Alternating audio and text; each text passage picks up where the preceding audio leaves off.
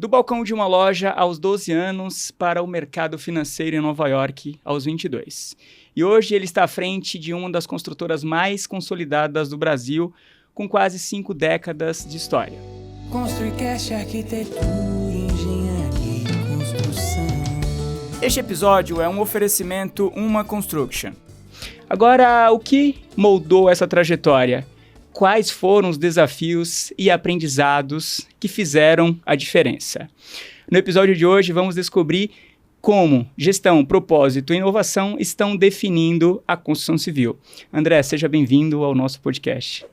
Paulo, muito obrigado pelo convite. É um prazer, uma honra estar aqui com vocês e poder dividir um pouco do que esses quase 50 anos me ensinaram.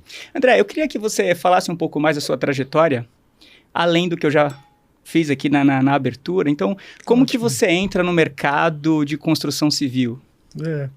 Eu entro primeiro sendo filho do Reinaldo, um engenheiro civil nascido em Ourinhos, que se casou com a minha mãe, a Suzana, apaixonada por história, por filosofia, o que me dá uma ativação nos dois pedaços do cérebro, né?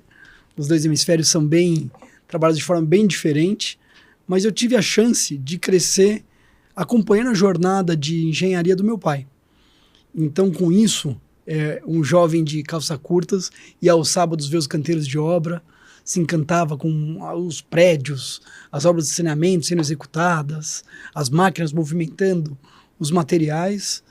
E, para mim, uma coisa curiosa é que jamais me passou pela cabeça ser algo diferente do que o engenheiro civil que eu me formei em dezembro de 98. Então, a minha escolha talvez tenha sido uma escolha mais simples da que eu vejo alguns jovens, como meus filhos hoje, né? Eu sou pai de 5 crianças, casado com a Brigitte, e eu acompanho um pouco assim, e também era uma época que não tinham tantos profissões como hoje, né? Então, para mim, foi fácil saber que ia ser engenheiro civil. E o que até é um fato curioso, né? Quando eu falo que quando você é picado pela construção civil, dificilmente você sai. Eu queria que você falasse um pouco mais como que foi para você fazer essas visitas em canteiros com seu pai, ainda criança, né? E como isso foi importante para que você entrasse aí na engenharia. Que pergunta gostosa, porque se eu pudesse voltar no tempo e viver essas visitas de novo, eu pagaria caro para poder sentir o que eu sentia naquela época. Mas assim, eu ansiava para chegar um final de semana, quando ele me pegava e me levava, por exemplo, num canteiro de uma grande estação de tratamento de esgoto. Ele tentava me fazer entender o fluxo do esgoto para sair de uma casa, ser levado até uma estação e ali tratado.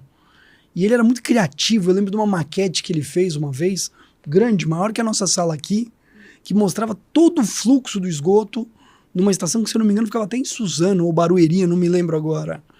E crescer ouvindo essas histórias, e por curiosidade eu sou de 76 e a Engeform também. Então eu brinco às vezes, como eu sou de janeiro e a Engeform é de outubro, ela precisa me respeitar porque eu sou um pouco mais velho. Você tem meses ali de diferença, né? Mas eu cresci assim, acompanhando o crescimento, a evolução, a transformação do Arnaldo, que é meu tio, que é o fundador da empresa, e meu pai, que era o seu grande amigo antes do Arnaldo fazer a Engeform. Depois, no começo da década de 80, eles se juntam.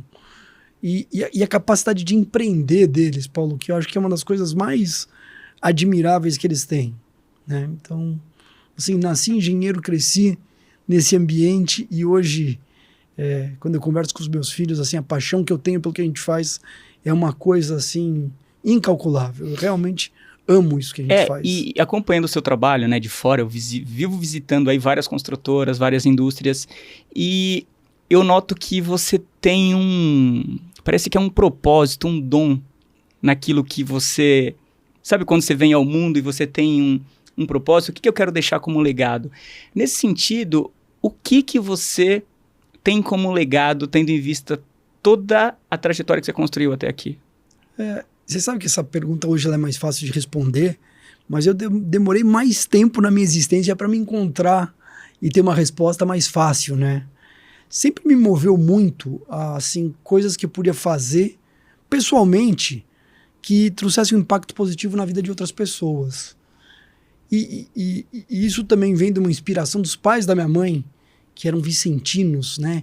E eles cuidavam de famílias. E eu lembro quando eles estavam bem velhinhos, um com 90 e tantos, outro com 80 e tantos, e eles se reuniam com essa comunidade dos vicentinos na casa deles em Higienópolis para tomar sopa à noite e discutir como é que eles iam cuidar de tantas famílias, o que eles iam fazer, né? Aquela coisa, quando era pequena, assim, já me brilhava os olhos. Mas quando você pega, assim, um pouco desse propósito, do impacto positivo na vida das pessoas, você consegue ir para uma organização como a Ingeform, que você consegue exponencializar essa ideia, né? Daí vem o propósito da Ingeform Engenharia, de fazer a diferença na vida das pessoas através da nossa arte de engenheirar. Então esse é o propósito só da Ingeform Engenharia. Cada uma das nossas 5 empresas tem um propósito diferente. Mas se eu pudesse falar sobre um elemento de cultura que é muito relevante, é isso. É a possibilidade de você conversar com o seu time toda vez que você precisa falar um pouco sobre cultura e falar, não, mas peraí, isso aqui vai fazer a diferença na vida das pessoas de um jeito muito legal, né? Tangibiliza. Nessa linha de transformar, né, a vida das pessoas, vocês têm uma experiência muito grande na arquitetura hospitalar, né? Então, assim, você tem vários exemplos. Só que antes de falar de continuar falando da Ingeform, da sua trajetória na empresa, eu queria voltar um pouquinho e você, se possível, falar da sua trajetória em Nova York, né? Como que você foi para Nova York, atuar no mercado financeiro e como isso impacta o líder que você é atualmente? Essa é uma história curiosa, né? Porque eu estava lá em dezembro de 98. Não, isso foi em setembro de 98. Estava para me formar. E aí eu conheci uma pessoa de origem israelense que estava tendo uma reunião com meu pai. E meu pai me chamou para sapear a reunião. Tinha ali meus 22 anos. E a Dália, ela se chama, se encantou assim comigo, gostou do meu jeito. Ou resolveu dar uma chance para um moleque, né? E me convidou para fazer um estágio fora do Brasil. E eu estava me formando em engenharia, eu comecei a trabalhar com 18 anos, já estava trabalhando há 5 anos, e assim, uma certeza que eu tinha naquele momento é que minha carreira ia ser na engenharia. E aí eu falei, mas o que eu vou fazer? Ela falou, você vai trabalhar no mercado de capitais. E eu falei, quanto tempo? Ela falou, olha, vamos ver se dá certo 3 meses, 6 meses, talvez 1 ano. Né? Então toca fazer uma festa de despedida, arrumar umas coisas para ir embora e mudar para Nova York, onde... De fato, quando eu cheguei, para mim era muito incerto quanto tempo ia ficar. E lá eu conheci elementos de gestão, elementos de cuidado com uma empresa, elementos de cuidados com uma pessoa, né? Que me ajudaram ao retornar para a Ingeform quase 7 anos depois, porque eu fiquei de dezembro de 98 até o final de 2005 para 2006, lá em Nova York, né? E foi uma grande escola de gestão, de trabalho no mercado de capitais, trabalho com pessoas de diversas nacionalidades. E tem algum ponto marcante, assim, na saída sua para lá? Alguma coisa que te marcou e, enfim... Tem uma história que eu adoro contar, que é quando eu quase fui despedido nas primeiras semanas. Eu não sei se você já ouviu essa. Já ouvi, mas provavelmente a nossa audiência não. Eu gostaria que você contasse. Eu gosto de contar essa daí porque, assim, quem vê agora algumas histórias de coisas de sucesso, realização, não sabe dos tombos que a gente leva, né? E para mim é muito marcante. Quando eu cheguei lá, então, peguei meu CREA no final de dezembro, e daí fevereiro, acho que primeira semana de fevereiro eu estava trabalhando em Nova York. Primeiro foi muito marcante para mim, e tudo bem que era uma grande capital, uma metrópole, mas no fundo eu era um moleque sozinho em Nova York. Eu não tinha amigos, não conhecia ninguém, estava começando uma carreira no mercado que eu não dominava. Então, assim, aquela primeira sensação de um grande desafio. E eu tinha altas expectativas, afinal eu era um engenheiro civil, do que eu ia fazer. E nas primeiras semanas como estagiário em Nova York, eu não sei se é um teste de resiliência ou se é assim que começa a mesma carreira, eu servi bastante café, eu distribuí carta, eu passei fax, eu digitei coisa, enfim. Eu senti que eu não fazia nada ali muito assim relevante. Mas passado um tempo, não sei se eu comecei a bufar ou começaram a perceber que eu podia fazer mais do que aquilo, me deram uma mesa, uma cadeira e falaram, agora você vai trabalhar aqui como Sales Assistant, assistente de venda, quase um secretário executivo, para 3 profissionais do banco. Um cara da Itália, chamava Alex Spinetta, nunca vou esquecer o nome dele, um indiano, chamado Anil Yutan Singh, e uma americana chamada Tina Carbo. E a Tina era ardida, né? A Tina era ardida e ficava bem perto da janela dela, assim, né?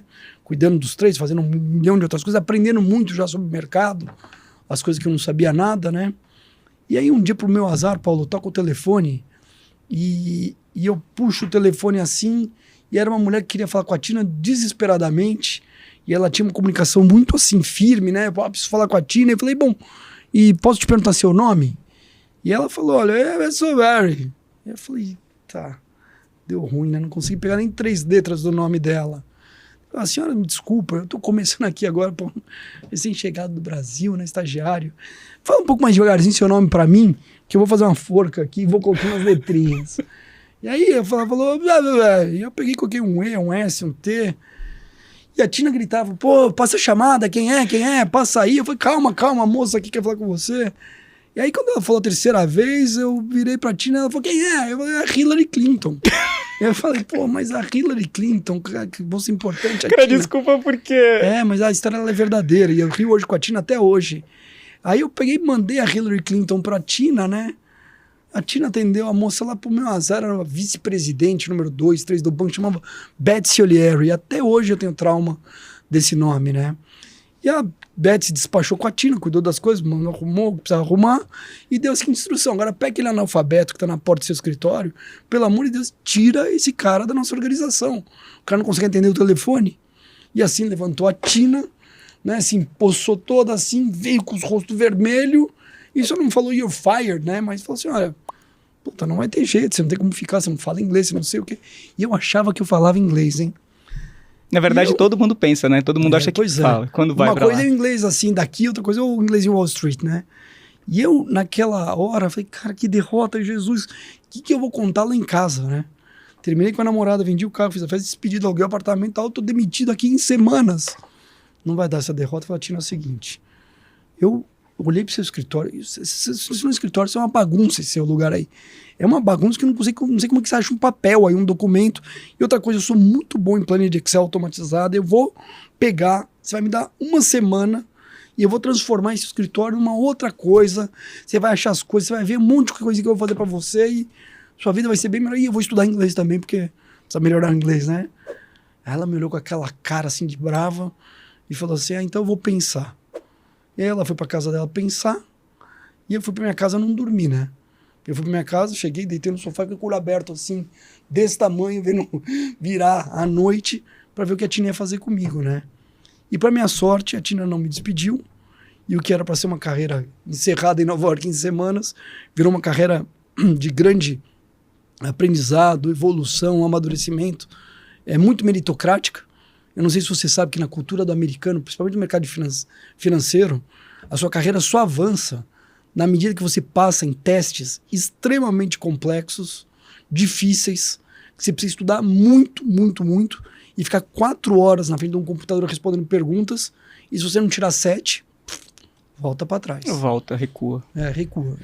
Ô André, e o que você traz de aprendizado, né, após um acontecimento desse, né, e você superou com resiliência, assim, teve coragem, ou seja, teve atitude, falar, não, vou mudar o rumo dessa história. O que você traz para sua vida, né, como aprendizado e como isso impacta aí a sua volta para o Brasil, né, ou seja, para continuar a sua história na construção civil? Eu acho que é uma coisa que independe de indústria, né? Eu acho que tem algumas coisas assim, tipo, de coragem. Porque eu podia, Paulo, de verdade, ter colocado meu rabinho no meio das pernas, né? Levantado a cadeira com os olhos em lágrima, voltado para casa, arrumado minha trouxinha e voltado.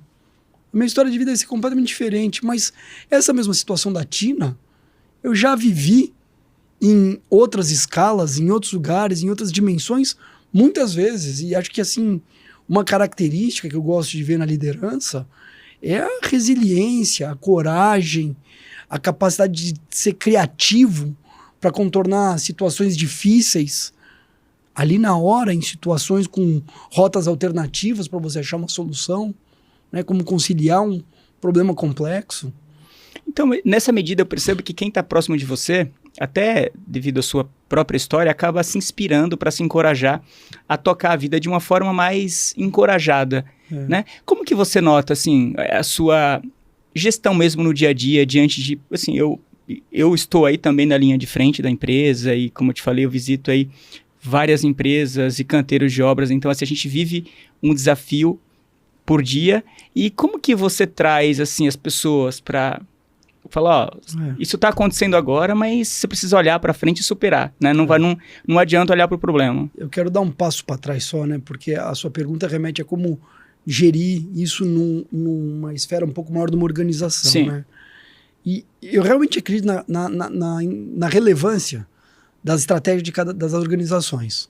Acho que a gente pensar a estratégia, a cada tempo recalibrar a estratégia, né? Nós acabamos de encerrar um grande evento de planejamento estratégico na Ingeform Engenharia, que vai nortear ações agora para os próximos 3 anos, pelo menos.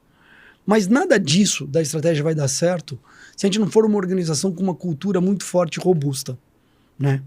E a cultura passa por elementos que têm que ser repetidos, conversados, compreendidos e principalmente usados no dia a dia, que vão muito além da missão, razão da empresa existir, visão, o sonho onde a gente quer chegar, esse propósito genuíno de fazer a diferença na vida das pessoas através da arte de engenheirar, né? Os valores que suportam a organização. E no caso a gente tem um valor que é de relacionamento interpessoal e liderança. E nesse quesito de liderança, a gente tem um item que para nós é muito relevante, que remete à autonomia. Na Ingeform, nas empresas da Ingeform, a autonomia é compreendida de um jeito muito especial, né? A gente tem quase que um manifesto de 2 páginas sobre isso, para que alguém, eventualmente, saiba como tomar suas decisões dentro do que é a alçada do que tem que fazer. E bem interessante. E como que cria uma cultura onde você dá essa autonomia para as pessoas? Principalmente tratando-se de construção civil, né? Que a gente vai falar um pouco aí dos projetos relevantes, que todos são muito relevantes, mas queria que você citasse alguns, né? E como que se dá essa autonomia para essas pessoas? Eu acho que a gente tem que dividir esse tema em 2 coisas. Primeiro, toda vez que a gente tem um projeto, um desafio, a gente tem as caixinhas, o organograma, e a gente tem as competências que são requisito daquelas cadeiras. Então, muitas vezes, você tem que tomar um cuidado ao montar essas equipes para, de fato, você atender aos requisitos, às competências que aquelas cadeiras pedem, a experiência que aquele profissional precisa ter, em detrimento de, eventualmente, você estar usando pessoas do time que são aderidas à cultura, ou que o diretor A gosta muito dele, porque é um cara que é batedor de meta, ou o B, ele é muito aderido à cultura, né? Então, essa questão de você colocar as pessoas certas, sentadas nas cadeiras certas, é muito relevante. E depois disso, um sistema de gestão robusto, né? Uma das coisas que acho que eu me orgulho muito, que a gente construiu na Ingeform nos últimos anos, bastante apoiado pela escola do professor Falcone, foi a nossa forma de gerir os nossos negócios, independente se eu estou fazendo uma Unimed em Novo Hamburgo, que está a exatas 5 horas de voo da Unimed Natal, e a gente faz do mesmo jeito padronizado os nossos processos, a nossa execução das coisas na ponta, a nossa gestão do dia a dia, a forma de se relacionar com o cliente, a forma de se relacionar com as comunidades, a forma de se relacionar com o meio ambiente.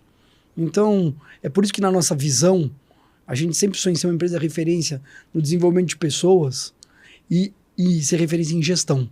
Porque acho que essas 2 coisas bem combinadas é o que fazem uma empresa se perenizar, o que é muito raro aqui no Brasil, né? Você realmente vê empresas muito longevas. E quando você cita, né, o professor Falcone, ele é um exemplo, na verdade, em gestão de projetos e processos. Então, eu até queria aproveitar essa deixa aí para você dar uma dica aí de algum livro para pessoas que estão ouvindo ou assistindo este episódio. Livro de gestão? De gestão. Eu queria lembrar o título do último livro do professor Falcone que eu li. Mas a Gabi ali vai me dar uma ajuda, vai me dar uma pesquisada no celular dela, porque eu vou te falar que o último livro do professor Falcone que eu li, o último que ele lançou, me marcou muito. E o Falcone foi além, agora só dessa gestão dos processos, que tornou ele tão renomado por ajudar empresas de diversas indústrias a executarem seus planos, né? Porque no fundo, acho que a ferramenta que ele nos traz é pegar isso, tudo que a gente faz agora no começo do ano, que é planejar em empresas muito grandes, aquele resultado que você precisa entregar no dia 31 de dezembro, né? Ele te dá essas ferramentas. Você escalando com essas pessoas certas, vão bem adiante. Inclusive até uma dica importante, né? Que essas empresas investam em empresas de consultorias, né?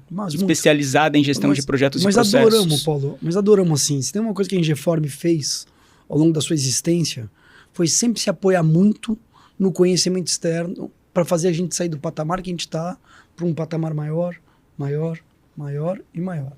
É muito importante. E aí, Gabriela? A gente tem os 3 livros, Gerenciamento da Rotina, Gerenciamento pelas Diretrizes e O Verdadeiro Poder. Eu adoro O Verdadeiro Poder. O Verdadeiro Poder, eu já li, é bem legal. Isso, acho que vale ler O Verdadeiro Poder.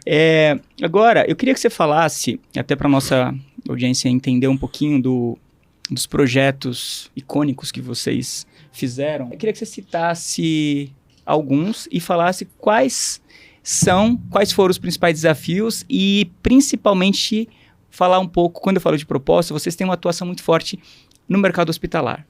E em saneamento também. Em saneamento também. Se fossem os 2 principais braços que a gente é mais reconhecido. Eu queria que você falasse um pouquinho desses cases e o porquê de tanta relevância nesses 2 setores. Tá. Eu vou começar pelo saneamento, porque é onde a Engefarm tem uma grande origem, uma grande paixão do meu pai, o engenheiro Reinaldo, né? Mas, no fundo, talvez as pessoas hoje não entendam que ao se investir R$1 em saneamento básico, a gente economiza R$4 no tratamento de saúde em hospitais.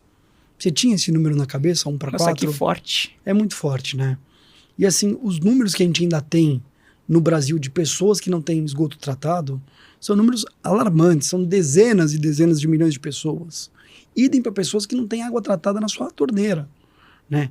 Então o Brasil ainda, apesar de ter tido muito investimento, a gente está avançando na direção da universalização, os desafios são tremendos.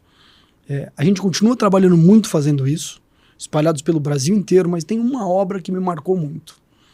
Nos idos de 2015, eu não sei se você se lembra, que a gente teve uma crise hídrica tremenda aqui em São Paulo.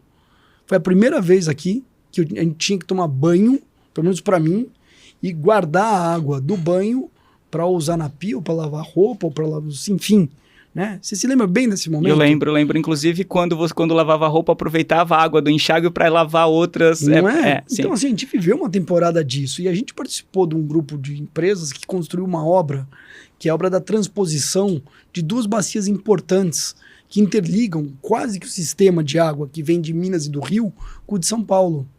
É o sistema Atibainha-Jaguaribe.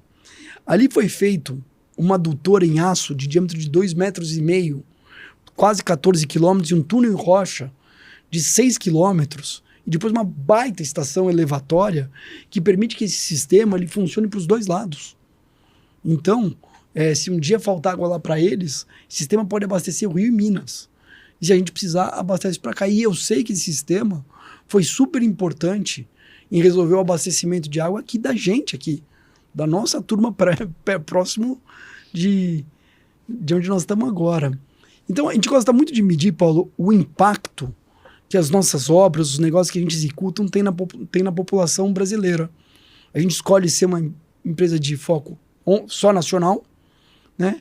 E a gente conseguiu levantar que as grandes obras dos últimos 10 anos que a Engefarm Engenharia fez, espalhados pelo Brasil no saneamento, hoje impactam 30 milhões de brasileiros. Nossa, 30 milhões. 30 milhões de brasileiros. E isso aí foi feito assim, buscando indicadores super relevantes, não para estar falando num podcast, tentando passar um número grande, mas mais porque assim, a gente fez a maior estação de tratamento de esgoto da América Latina. Estação de tratamento de Barueri, né? Sim. A gente fez agora uma adutora, há uns anos atrás, na Zona Norte, em Caieiras, que só aquela adutora de água levou água para 1 milhão de pessoas. E aí você vai somando tudo isso que você vai fazendo e realmente fica um impacto muito grande. Eu conheço todos esses projetos que você está citando aqui, inclusive quem está acompanhando pelas plataformas de áudio, se você for para as plataformas de vídeo, você consegue ver imagens aí, a gente está colocando aqui ao longo do nosso bate-papo. Então, imagina que esse de 2015 para mim foi muito marcante, eu não sabia que era vocês. Nós estavam... E ao mesmo tempo, eu vou fazer uma conexão direta já, você me perguntou de projetos que me chamam a atenção, né? Nos últimos anos, a gente se tornou uma empresa muito especialista em fazer hospitais. Ao ponto que, em algum momento, há uns 2, 3 anos atrás, a gente fazia 11 hospitais simultaneamente. Hoje nós estamos fazendo só 5. Né? Que é um número bem expressivo. É um número expressivo porque são projetos muito grandes sempre. São projetos de 80 mil metros quadrados, 50 mil metros quadrados, enfim, sempre projetos de escala 60 mil metros quadrados. Né? Mas eu me lembro muito bem quando a gente teve também a crise do Covid E a Engeform Engenharia construiu um equipamento de saúde na zona norte de São Paulo. E eu lembro que a gente tinha um desafio de construir esse hospital mais rápido, porque se a gente conseguisse fazer isso, esse hospital seria ocupado especificamente para cuidar de Covid. Faltavam leitos em São Paulo e faltavam leitos especificamente nessa zona onde estava esse equipamento para que pessoas pudessem ser salvas. Então a gente arregaçou as mangas no meio da pandemia, usamos os nossos melhores especialistas de Lean Construction, e aqui até fazer uma menção ao nosso engenheiro Felipe, que é um craque, Felipe Fazan, que é um craque no uso de Lean, e ele estava lá como gestor do negócio também, e nós entregamos esse equipamento com muitos meses de antecedência, e eu sei que ali muitas vidas foram salvas naquele momento. Inclusive, é importante esse ponto que você citou, né, de gestão ágil nas obras. Isso é um fator importante, principalmente no momento em que a gente está vivendo, né? A gente fala tanto de agilidade, de industrialização e a gente é uma indústria que evoluiu tão pouco, desde que fizeram as pirâmides do Egito, né? Sim. A gente evoluiu muito pouco. Inclusive, mas convidar você aqui, tá? Para fazer um bate-papo junto com a gente. É isso aí. Eu quero aproveitar para te contar um pouco o que resulta, né, essa experiência de uma empresa de 48 anos no setor de saúde. Então, eu queria só voltar um pouquinho para falar do hospital, né? Porque assim, imagina que é um hospital que ele já estava ali no projeto com prazo de execução. Isso. Quando você antecipa, em 4, 6 meses, qual que foi a época o tempo de... De 4 a 6 meses, eu não me lembro. De 4 a 6 meses. E qual que é a importância de você contar com bons fornecedores e como isso é tratado ali no dia a dia da construtora? Veja, uma construtora como a Engeform Engenharia, ela, sem a sua rede de parceiros e fornecedores estratégicos conectados de forma estruturante à sua cadeia produtiva, a gente não é ninguém. Né? A gente não é ninguém. Em muitos momentos a gente trabalha como os americanos falam como general contractor, né? Então a gente tem um especialista em instalações elétricas e hidráulicas, outro especialista em ar-condicionado, tem o camarada que é especialista em forro, né?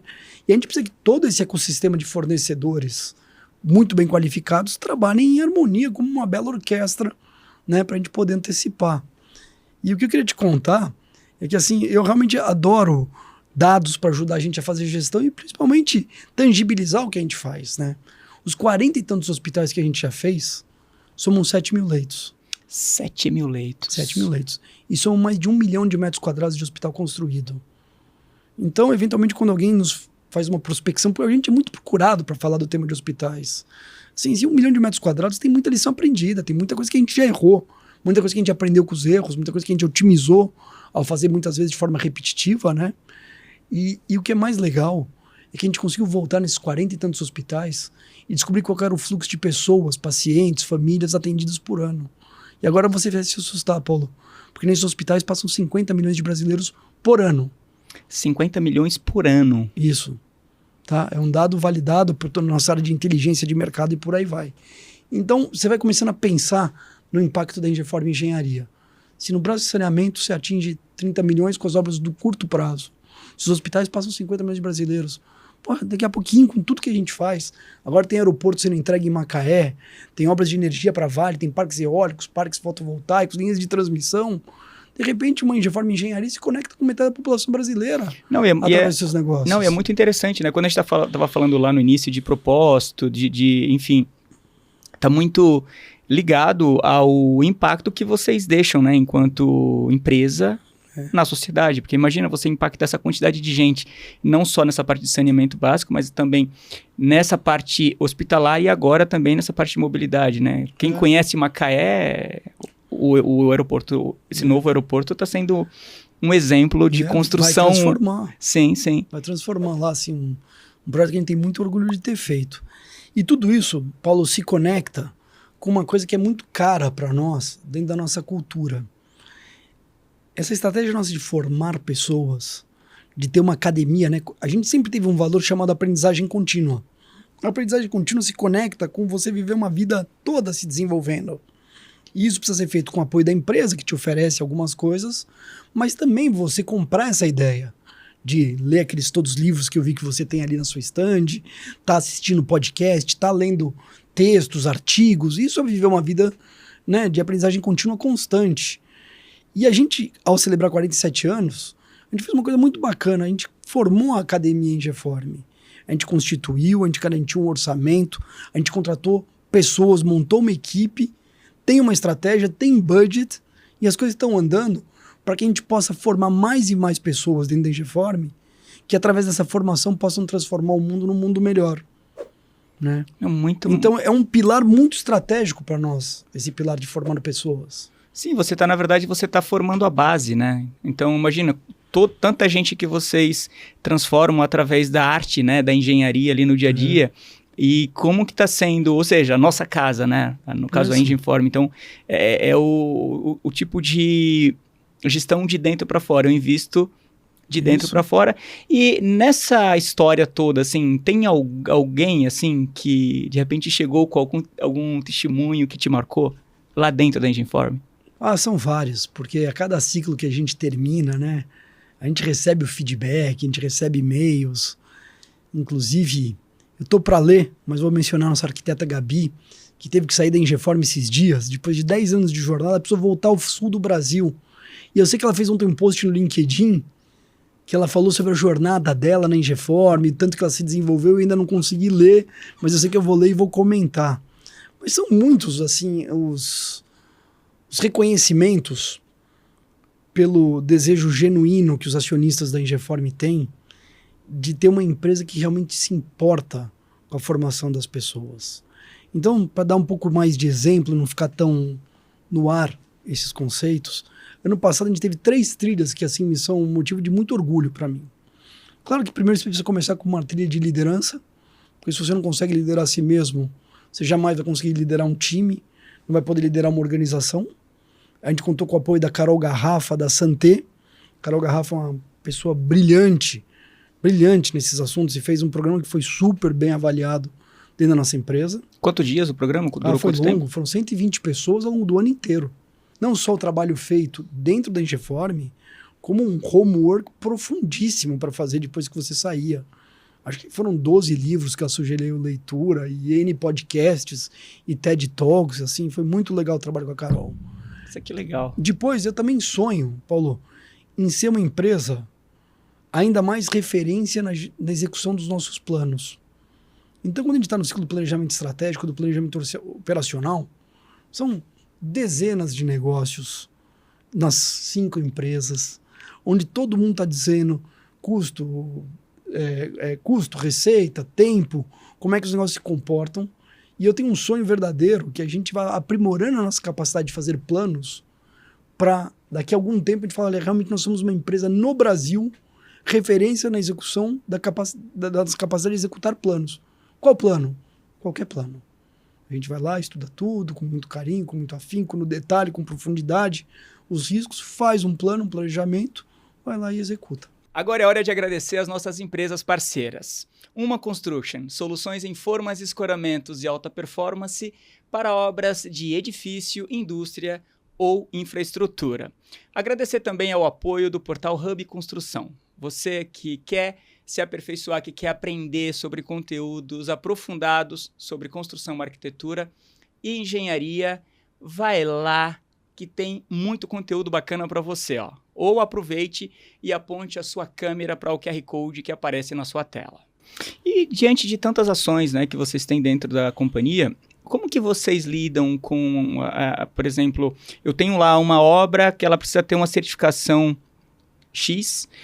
Tem algum exemplo de algum projeto desse que você citou, que ele tem alguma certificação LEED Gold? Assim? Opa, já vou chegar nisso. Esse é um ponto importante que... Você sabe que a gente foi pioneiro no Brasil na construção de green buildings? Por isso eu tô te perguntando. Você sabia?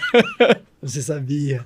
Mas a história também é legal, porque remete a Nova York, né? Sim, sim. Então, já mais maduro lá em Nova York... Inclusive, eu liguei essa história de Nova York ao projeto de vocês, né? De ser pioneiro aqui no Brasil. E a gente foi mesmo.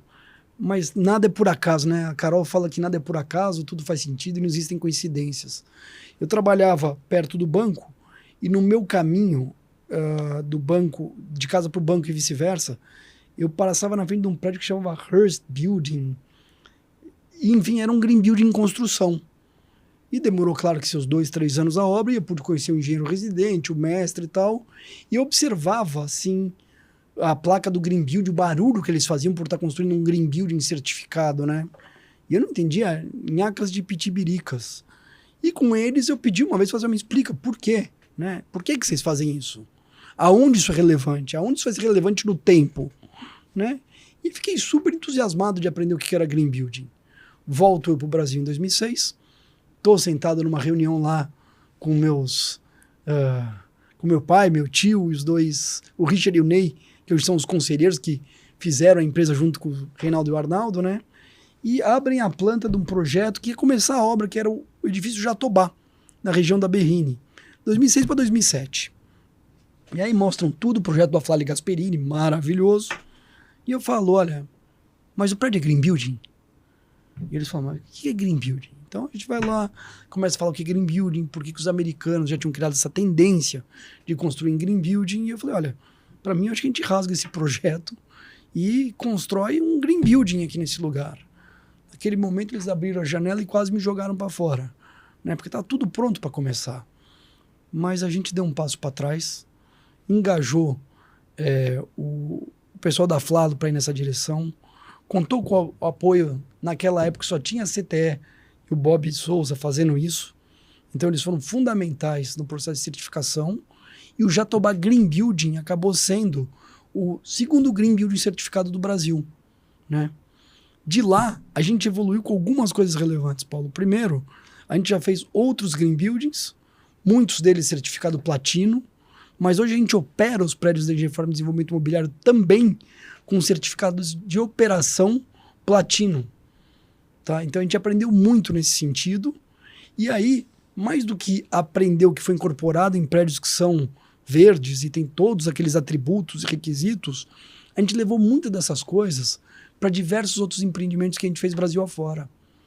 Então é muito comum, ao nascer, por exemplo, uma escola que a gente está fazendo em Bauru, e eventualmente essa escola não é certificada, porque para ela não é relevante ter o selo, mas a gente aplica muitas coisas que transformam todo o processo construtivo e depois de operação e manutenção num projeto mais verde. André, e qual que é o grande desafio de você construir um prédio, qualquer tipo de edificação, green building, tendo em vista que você precisa envolver, né? É importante que a arquitetura abrace Sim, também a causa, né? sem dúvida. E qual que é o grande desafio de envolver a arquitetura, a construtora e principalmente fornecedores? Né? Porque acho que o desafio está um passo para trás. Está em você convencer o empreendedor, o investidor, o dono da grana, que ele vai precisar gastar um pouquinho mais na construção para gastar bem menos na operação. E mais do que isso, ele vai fazer um bem para o planeta que é imprecificável. As iniciativas do E, do S, do G que você pode encontrar num Green Building, assim, são muito relevantes. Assim, quando você coloca um prédio Green Building, ele tem que estar perto de uma distância mínima de uma estação de metrô, ou de um ponto de ônibus, ou CPTM. Só de não fazer carro, ficar andando por ali, já... Enfim, você incentiva pessoas a irem de bicicleta, faz os bicicletários, faz os banheiros bacana, tem negócio para carregar carro elétrico, né? Tem os telhados verdes, tem as fachadas inteligentes, tem os brises internos para você não precisar de luminária aqui nessa faixa. Tem 1 milhão de iniciativas que tornam o prédio Green Building um prédio mais inteligente. E agora uma dica do André, como se convence o investidor para dar soltar um pouquinho mais de grana, porque assim, em quanto tempo mais ou menos eu consigo reverter isso? Para nós... Porque são tantas vantagens, né? Sim. Para nós, que temos como crença no grupo fazer com arte, trazer atributos de Green Building para uma edificação que vai ser operada por décadas e décadas e décadas, quase não fazer tão relevante fazer muita conta. Mas a gente também gosta de fazer conta no detalhe. E aí quando você vê quanto você gasta na construção versus quanto você economiza na operação, aí você consegue ver o seu prazo de payback e tudo mais. Mas mais do que isso, qual que é o legado que você deixa aqui no mundo, né? Quando o investidor, ele mesmo vai operar esse edifício, fica mais fácil. Mais fácil. O convencimento. Mais fácil. Mais fácil, com certeza. Mas eu hoje... Se pudesse falar com qualquer empreendedor que vai fazer uma edificação relevante no Brasil, eu não deixaria de atentar a esses requisitos de forma alguma. Entendi. Realmente, quando você entende a importância, né, e o que você deixa de legado para a sociedade, o impacto que você causa positivo na sociedade, faz toda a diferença. Eu acho que a gente ali foi muito inovador. O Jatobá Green Building, né, que está ali na região da Rua Sansão, atrás da Berrini, foi o segundo prédio, mas ele se mostrou um produto que na época que ele foi lançado tinha um valor de mercado muito legal. Eu me lembro muito bem que ele entrou em operação em 2010, se eu não me engano, e seu preço de locação era R$140 o metro quadrado. Nossa, em 2010? Em 2010. Hoje, você aluga na Berrini em 25 por um preço muito menor do que esse valor.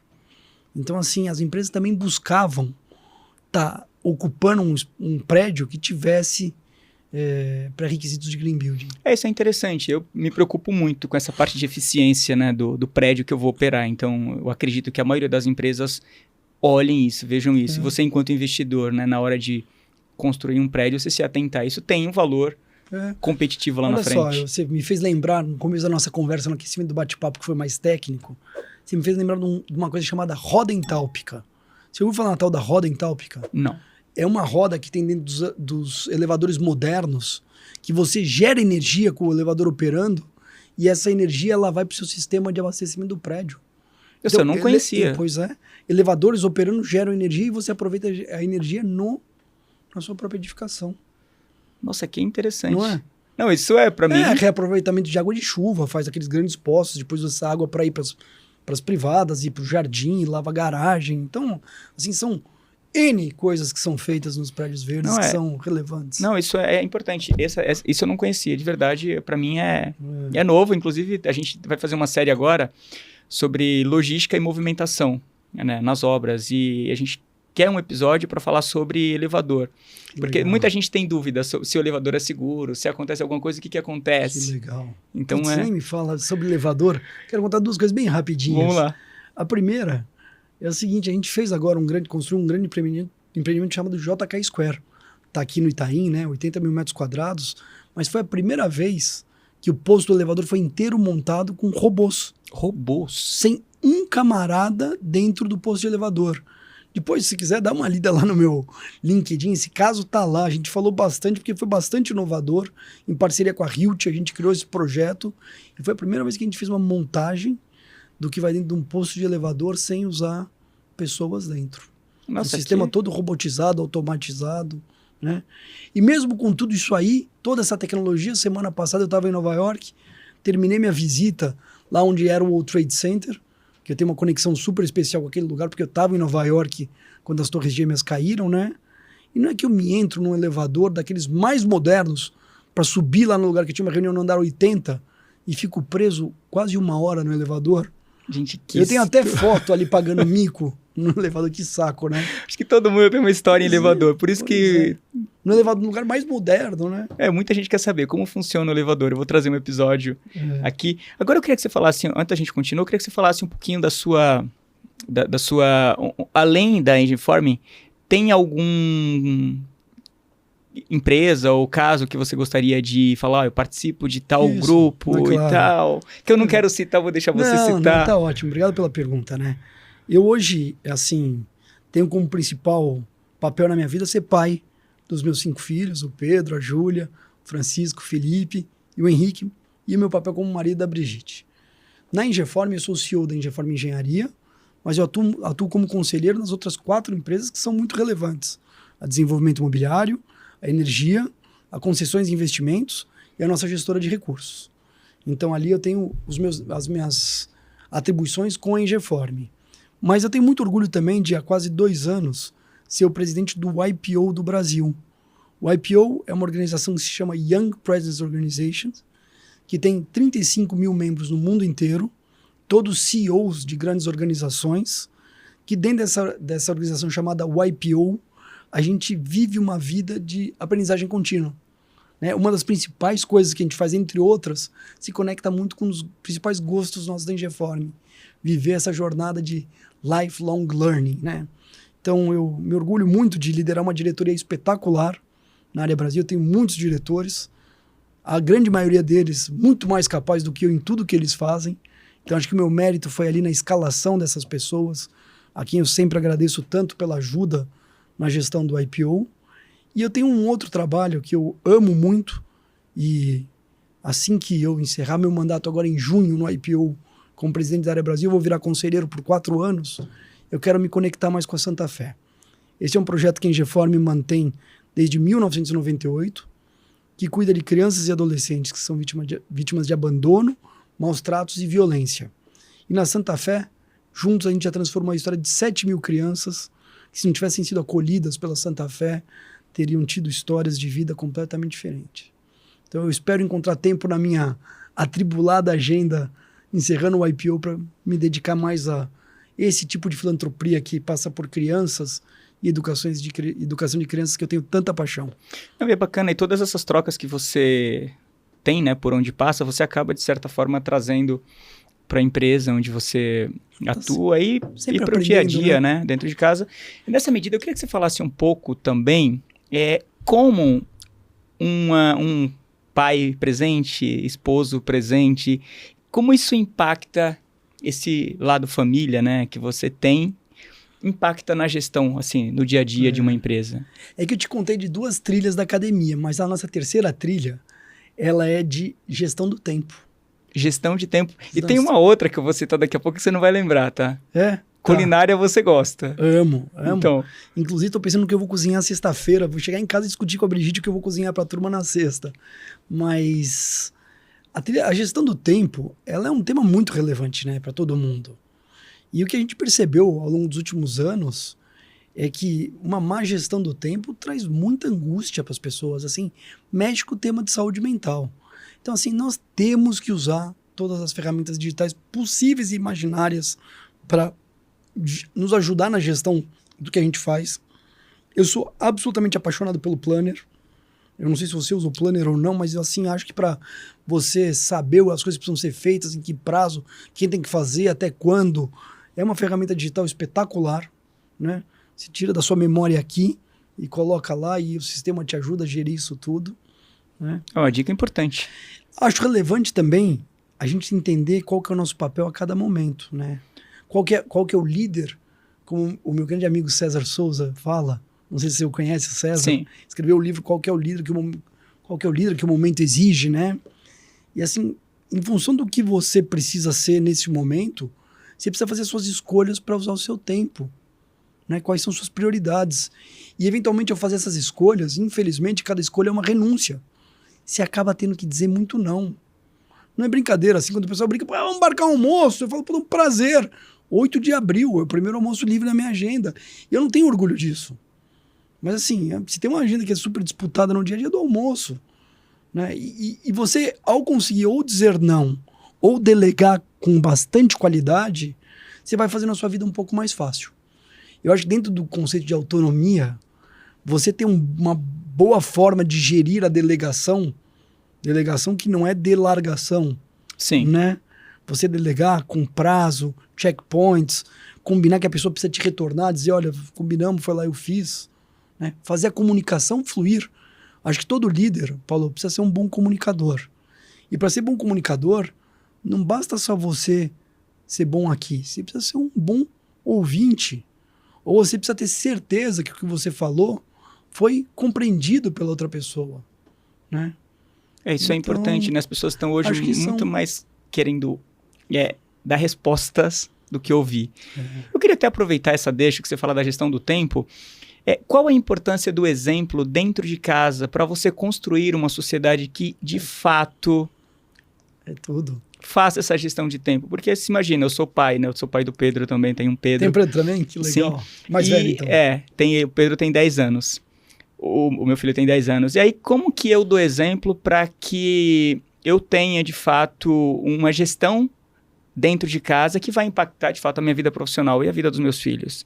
Eu queria que você fizesse uma associação, né, de dentro de casa para a vida profissional. Porque, pelo menos ao meu ver, eu penso que não existe vida profissional e vida... né? Sim, eu penso também da mesma forma. Nós só somos um.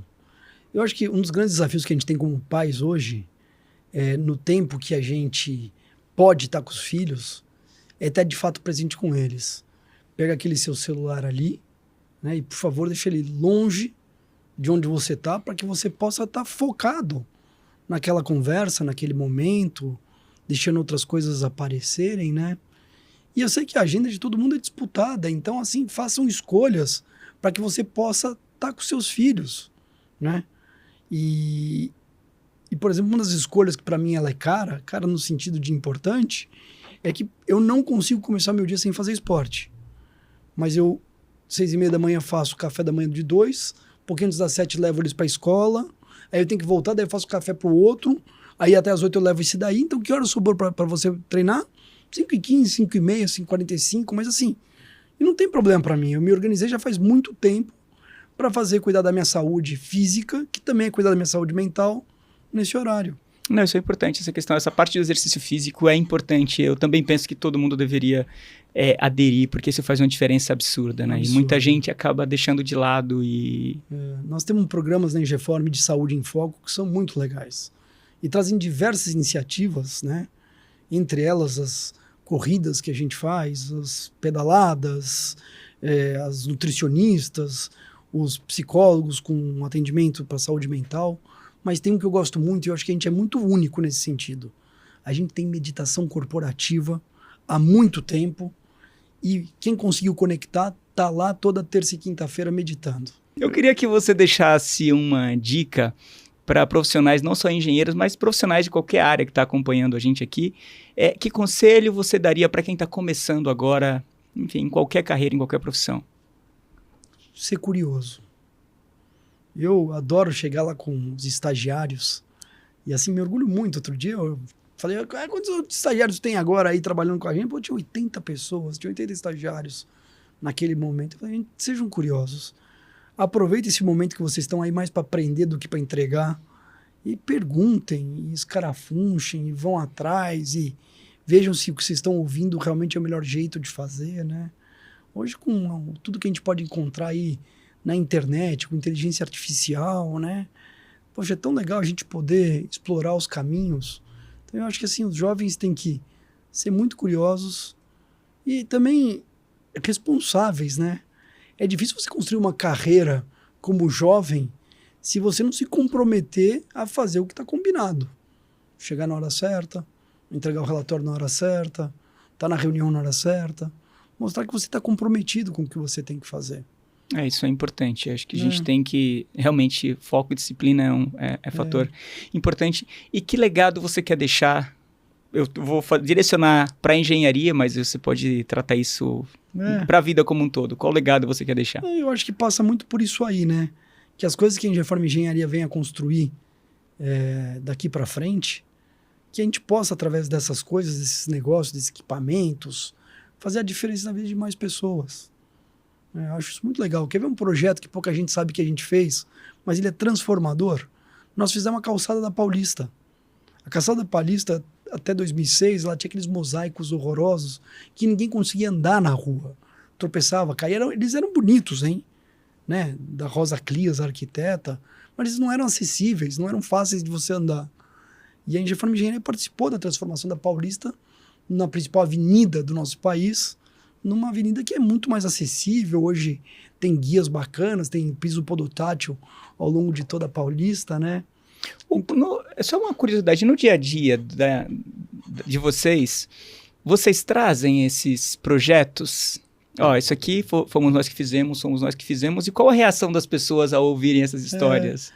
Acho que eles gostam de saber. A gente tem uma linha do tempo no 8º andar, que é o nosso Centro de Educação e Treinamento, que ela foi construída de um jeito muito legal. Em 2014, depois de um encontro com o professor Falcone, alguém colocou um papel em branco na parede e falou, olha, estavam em 100 e tantas pessoas, cada um pega 3 post-its e vai na linha do tempo da década de 70 até hoje, colocando algo que acho que a Ingeform fez que foi muito relevante, né? E aí você vai ver pontes que foram legais, você vai ver túneis urbanos, você vai ver sistemas de água, de esgoto. Uma coisa que ninguém sabe, nós temos 31 fábricas de cerveja para Antártica e para Brahma. Muito provavelmente quando você abrir uma cervejinha gelada e for tomar, a chance de ter sido fabricada numa planta que a gente construiu é enorme, né? Então, assim, são quase 50 anos, né, Paulo? E um dos meus principais projetos, e que me move hoje, são as decisões que eu tomo pensando na Ingeform de 100 anos. Será que essas decisões que eu estou tomando hoje, aqui no prazo curto, me ajudam a perenizar essa empresa por mais 5 décadas? Nossa, é muito legal esse pensamento, assim. Mas eu sou, de verdade, muito movido por isso. Tem muita coisa que eu estou pensando ali, que eu vejo turma mais no prazo curto, médio, e eu tô pensando, peraí, isso aqui é o melhor pra gente chegar em 100 anos? É bacana, porque é aquela coisa, né? Quando você pensa no legado, né, que você quer deixar, é muito bacana porque você acaba abraçando as coisas de uma forma diferente. Ou seja, por que eu estou fazendo isso? Né? As coisas começam a fazer mais sentido, né? E agora eu queria te perguntar, a gente tem o quadro Convidado Convida, a gente já está chegando no final. Quem você gostaria de ver e ouvir aqui no ConstruiCast? Olha, eu vou te dar algumas ideias e elas vão se conectar com um pouco também do que é uma fortaleza na nossa empresa. Tá. A gente tem hoje os 4 caras que fizeram a empresa ainda atuando no conselho, que é aquele combinado de nariz para dentro, mas mão para fora, né? Assim atuam os nossos conselheiros. E a gente tem uma diretoria mais jovem, aí nos seus 50 e poucos anos, 40 e poucos anos, né? E a gente é muito movido por 2 temas que a gente acabou não conversando muito, mas que é o tema de inovação e gestão do conhecimento. Para você saber, Paulo, eu criei lá, em 2018, o primeiro hub de inovação da nossa indústria no Brasil, chamava Okara Hub. Você se lembra do Okara? Não. Lá em 2018 a gente criou o primeiro hub para acelerar startups no modelo de Open Innovation e Equity Free, né? E o Okara Hub foi muito relevante na nossa história. E a gente acelerou diversas empresas da nossa indústria, mas diversas, e tivemos ganhos muito relevantes. E a gente sempre gostou de andar conectado nesses ecossistemas, né? A gente inclusive está para decidir agora onde a gente vai se conectar ao longo desses próximos anos.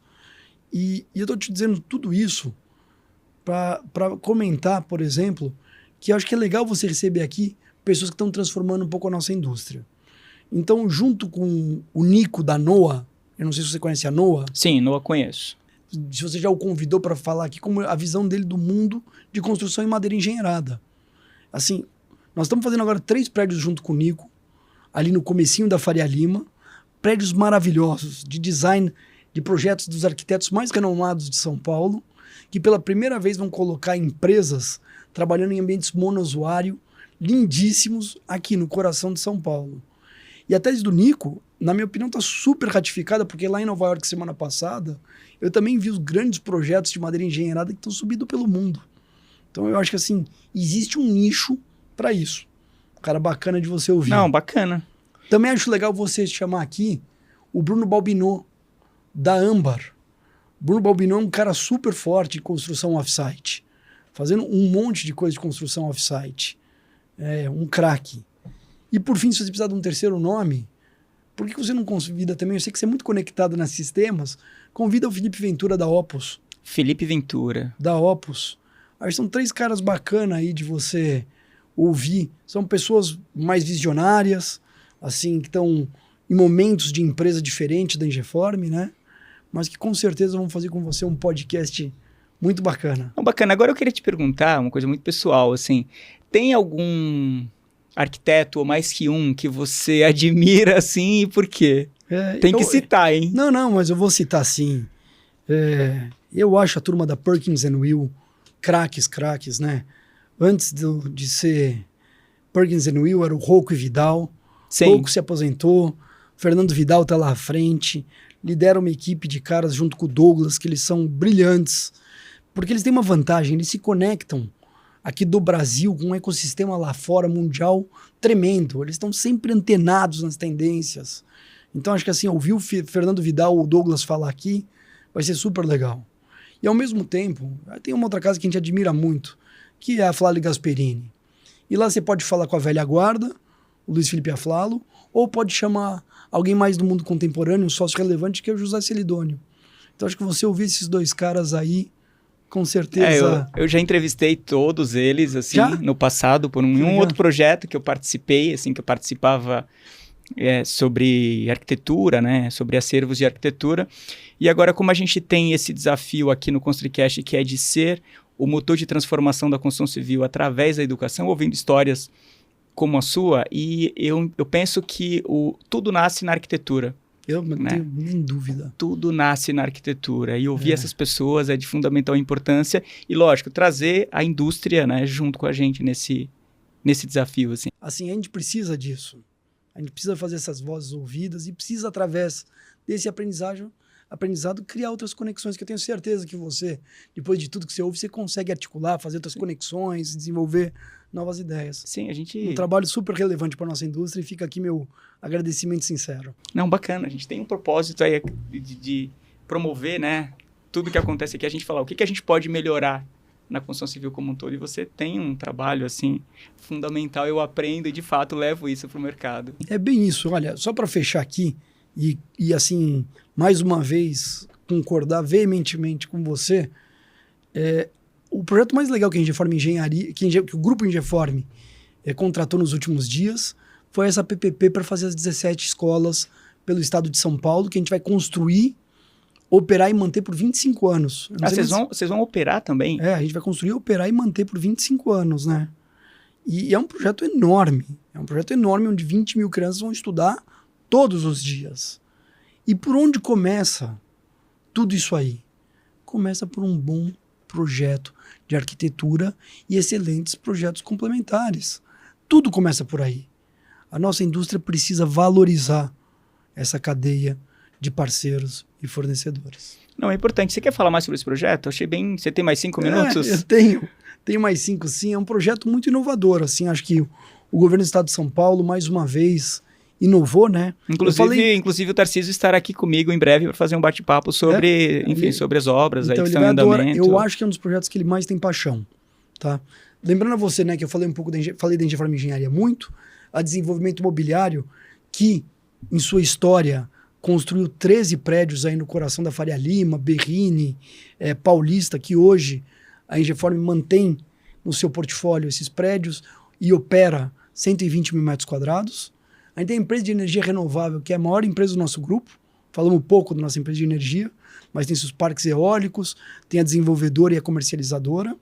E a Concessões e Investimentos, ela tem 3 concessões de saneamento, 2 PPPs habitacionais, a concessão dos cemitérios de São Paulo, e ganhou agora essa PPP das escolas do estado. E aí a gente se soma à nossa gestora de recursos, que faz o Grupo Engeform. Esse projeto ele é muito inovador, porque ele vai muito na linha desse design and build que a gente conversou no começo aqui. Ou seja, a responsabilidade do projeto, atendendo a diretrizes que estavam lá no processo, mais a construção, uma construção muito bem feita, Paulo. Sabe por que ela é muito bem feita? Porque eu não quero o custo na operação de 25 anos. Então a gente vai construir essas escolas como se estivesse fazendo um prédio de Engeform Engenharia para desenvolvimento imobiliário. Sim, sim. Eu quero eficiência, eu quero qualidade em tudo que a gente for fazer. Para depois receber 20 mil crianças que vão estar lá sendo educadas dia após dia. Eu acho interessante esse ponto de quem constrói opera. Assim, o ideal seria que, independente de quem vai operar, a qualidade da construção deveria ser o máximo do máximo, assim. Mas eu percebo que nós tivemos um caso agora recente do aeroporto de Florianópolis, que é um grande exemplo de bom projeto, né? Enfim, ganhou aí o prêmio de melhor aeroporto do Brasil por 4 anos consecutivos. Legal. E a mesma empresa opera, né? A Zurich Airport, ela construiu e opera. Que é nosso cliente lá em Macaé. Sim. Então, e agora vocês estão construindo um aeroporto lá em Macaé para eles. Eu estou citando esse exemplo. Eu recebi aqui a Jasmine Reis para falar da forma, né, como esse aeroporto foi construído, e também foi importante o fato de, eu estou construindo e eu vou operar. Então, assim, eu preciso de qualidade e eficiência, porque eu não quero ter custo ali no dia a dia de operação. E acho que esse é um grande desafio em tudo que a gente faz no mundo de construção, né? Eu acho que várias vezes a gente se pega tentando passar um pouco da nossa experiência, de quem já aprendeu muito com os erros, explicando que investimentos no momento do CAPEX podem, por consequência, trazer grandes reduções de custo na operação. E é esse equilíbrio aí, esses números têm que ser estudados com profundidade, né? Isso é importante.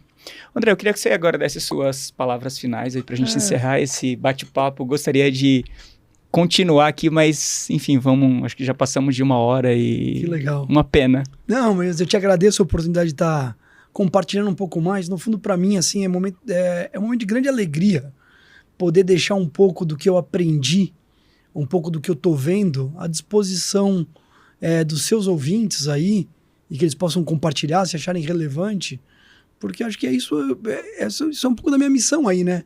Tentar, através do que eu tô vivendo, aprendendo, inspirar pessoas e ajudar a transformar tudo isso aqui em algo melhor. Não, sensacional. Eu aprendi muito aqui. Eu tenho certeza que os nossos mais de 70 mil ouvintes das plataformas de áudio ficaram impactados com esse bate-papo.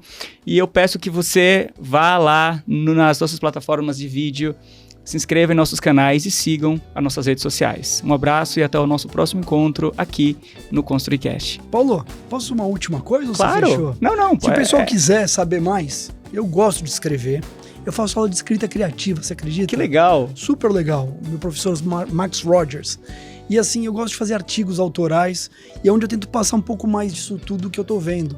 Sobre a viagem de Nova York, que você me perguntou, daqui a pouco vai ser um artigo muito legal, conectando toda a inteligência artificial que eu vi com isso. Então é só seguir ou a Ingeform ou o André Abuchan lá no LinkedIn.